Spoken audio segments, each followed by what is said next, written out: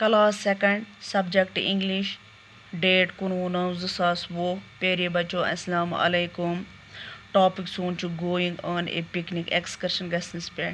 the teacher said to the children उस्तादन हसो वोन बच्चन we are going on a picnic इस गसो एक्सकर्शन ठीक छा stand in a queue to board the bus line मज रूजो सो खड़ा ताकि इस खसो बस मन चक योर लंच वाटर बोतल and your fruit and chocolate पन्नस लंचस करो सो चक आब बोतलन बे फ्रूट्स युस तो बे चॉकलेट छु सै the children sang a song children हसा लग गेवनी they ate fruits and chocolate तिमो खेवो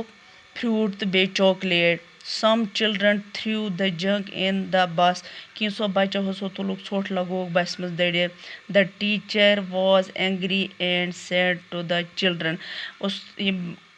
उस्ताद खोस शरारत तो क्या सो लगो छोट बस मज दड़े